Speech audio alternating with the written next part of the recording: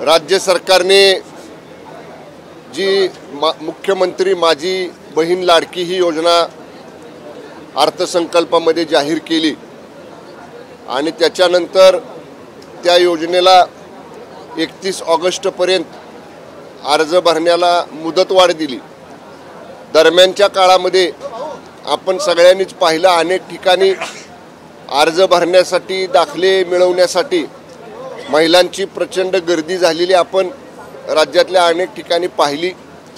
त्याच वेळी मी जिथं पालकमंत्री आहे त्या सातारा जिल्ह्यामध्ये मी जिल्हाधिकारी आणि सगळ्या प्रमुख अधिकाऱ्यांच्या बरोबर व्हिडिओ कॉन्फरन्सवरती या ठिकाणी चर्चा करून हे महिलांना कुठल्याही कार्यालयात जावं लागू नये, त्यांना त्यांच्या घरातच बसून हा फॉर्म भरता यावा यासाठीचा एक पॅटर्न तयार करायला मी सांगितलं आणि काल सभागृह संपल्यानंतर त्याच्यावरती अंतिम निर्णय झाला आणि सातारा पॅटर्न म्हणून आपण सातारा जिल्ह्यामध्ये उदाहरणार्थ 50 लाख महिला आणि 8 लाख ती कुटुंब संख्या आहे, तर एका अशी आपण पथकं तयार केलेली आहेत। त्याच्यामध्ये अंगणवाडी सेविका, ग्रामसेवक, आरोग्य सेविका, तलाठी अशा 5 लोकांचं एक पथक। ओएसिस फर्टिलिटीच्या तज्ञांनी IVF उपचार पद्धतीद्वारे 1 लाखांहून अधिक जोडप्यांना मातृत्व प्राप्तीचा आनंद दिला आहे। मोफत अपॉइंटमेंट बुक करण्यासाठी आजच संपर्क साधा।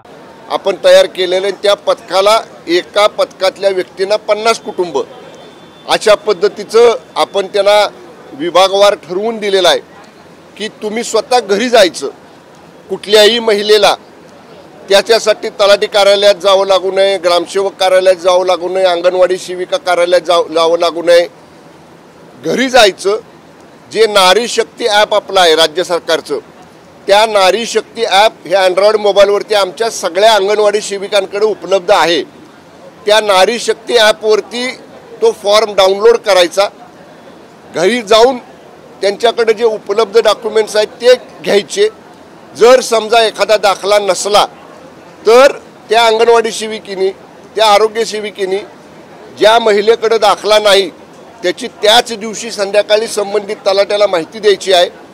त्या आधारे आमच्या त्या पथकातला तलाठी स्वतः त्या महिला लाभार्थीचा दाखला काढेल, म्हणजे त्या महिला लाभार्थीला कुठे दाखला काढायला जावं लागणार नाही।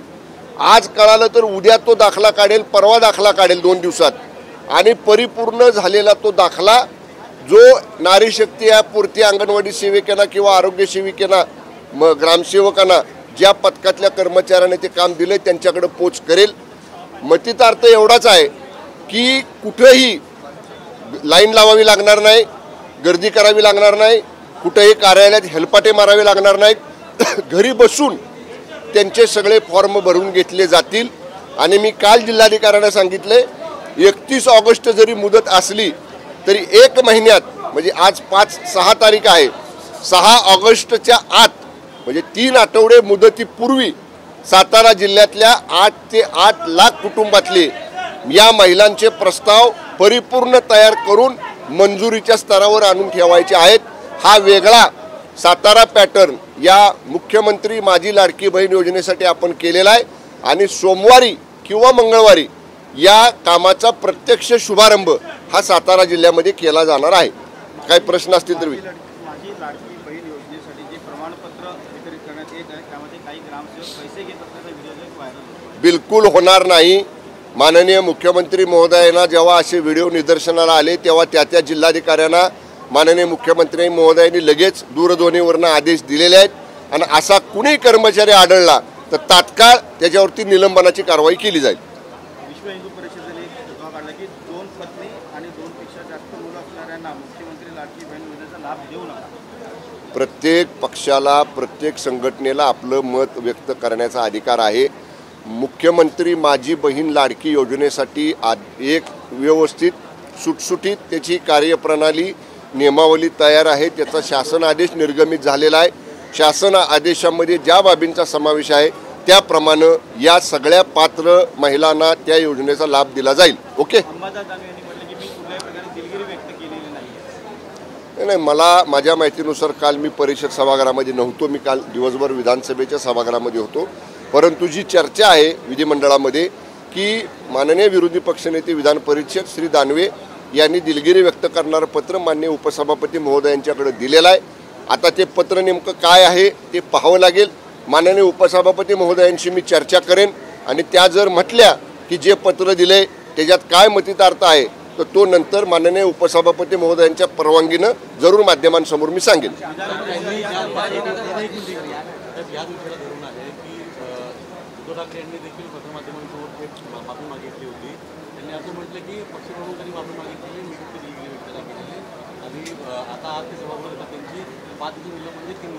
नाही ते तर दिलगिरी व्यक्त केली म्हणूनच निलंबनाचा कालावधी कमी झाला। पण श्री अंबादास दानवेंचे आता हे बघा, त्यांची पद्धती बघा। सर्वोच्च त्यांच्या पक्षाचे उबाटा गटाचे प्रमुख आहेत, त्यांचे पक्षप्रमुख। आपल्या पक्षाचे पक्षप्रमुख ज्यांच्यामुळे तुम्ही त्या विरोधी पक्षनेतेपदाच्या खुर्चीवर बसलेला आहात त्यांनी माफी मागितली। राज्यातल्या माता भगिनींची, राज्यातल्या जनतेची पक्षप्रमुख माफी मागतात आणि त्यांनी ज्या पदावर बसवले दानवेंना ते दानवे म्हणतात मी माफी मागणार नाही। म्हणजे पक्षप्रमुखांच्या पेक्षा मोठे दानवे झाले का? पक्षप्रमुखांचा आदेश सुद्धा ते मानत नाहीत का? याचं स्पष्टीकरण आपण माध्यमांनी दानवेंना विचारलं पाहिजे। महाराष्ट्राची वेळ आहे उमेदवारी अर्ज मागे घेण्याची। 12 उमेदवार रिंगणात आहेत, तर बिनविरोध करायचे असेल एका उमेदवाराला महायुती या निवडणुकीत सर्वच्या सर्व उमेदवार आम्ही जे उभे केलेले आहेत महायुतीचे ते निवडून आणण्याच्या परिस्थितीमध्ये आज आहे।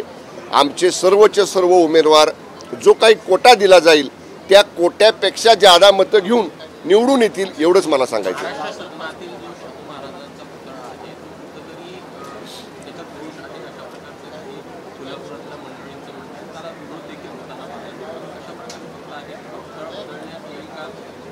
मला या बाबतीतली कल्पना नाही।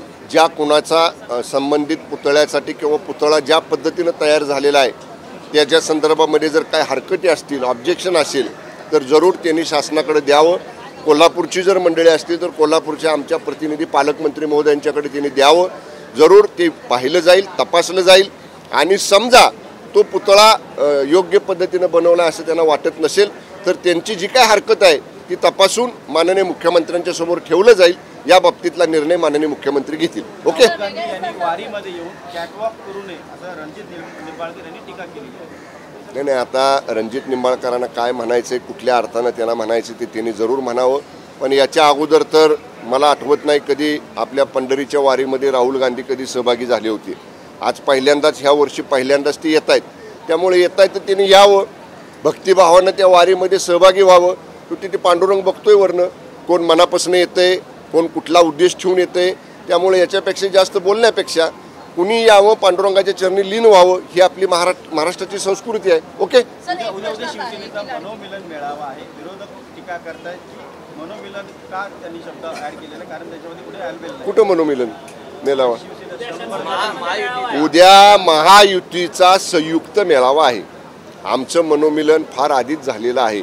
शिवसेना, भाजप, राष्ट्रवादी, रासप, RPI जे काय महायुतीतले घटक पक्ष आहेत यांचा एकत्र मेळावा एवढ्यासाठीच आहे की येणाऱ्या कालावधीमध्ये ज्या काही ह्या एवढ्या चांगल्या योजना अर्थसंकल्पामध्ये सरकारने जाहीर केल्या त्या सामान्य लाभार्थीपर्यंत, सामान्य लोकांपर्यंत जाव्यात यासाठी महायुती म्हणून कार्यकर्त्यांच्या केडरमधनं त्याच्यासाठी प्रयत्न होणं गरजेचं आहे। कार्यकर्त्यांच्या केडरमार्फत त्या लोकांपर्यंत जाणं गरजेचं आहे। त्यासाठी हा महायुतीचा स्नेह मेळावा आहे। धन्यवाद। लाडकी बहीण योजनेच्या संदर्भात जे फॉर्म उचलले जात आहेत काही भागामध्ये आपण पाहायला मिळाले की त्या फॉर्मवरती मोदींचे आणि CM DCMचे फोटो आहेत, त्याच्यामुळे विरोधक टीका करतात। नाही, जर मला एक सांगा, योजना राज्य सरकारची आहे, मग राज्य सरकारची योजना असेल तर हे तिघजण राज्य सरकारचे प्रमुख आहेत, मुख्यमंत्री, दोन्ही उपमुख्यमंत्री। आणि कुठेही आपण बघतो जिथं जिथं डिस्प्ले आपण एखादी गोष्ट करतो, जिथं एखादी योजना आपण लोकांच्या समोर घेऊन जातो ती सरकारनं आणलेली आहे म्हणून सरकारच्या प्रमुखांचा त्या ठिकाणी नामोल्लेख किंवा छायाचित्र जरूर असतं। आणि याच्यावर माननीय पंतप्रधान महोदय आहेत की ज्या माननीय पंतप्रधानांनी आज राज्य सरकारला भरभरून मदत अशा सगळ्या योजना राबवण्यासाठी असेल किंवा इतर कामांसाठी राज्याला केलेली आहे। त्यामुळे ज्यांच्या प्रेरणेनं, ज्यांच्या नेतृत्वाखाली अशा पद्धतीच्या चांगल्या योजना चालल्या आहेत त्याच्यावर सुद्धा जर विरोधक टीका करत असतील की तुमचाच फोटो का लावला, तर आज सरकार आमचं आहे।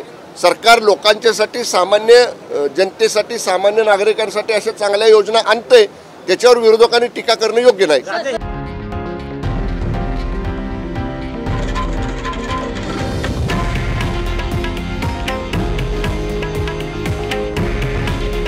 हे आहे देशातील नंबर 1 न्यूज नेटवर्क आणि आपण पाहत आहात TV9 मराठी.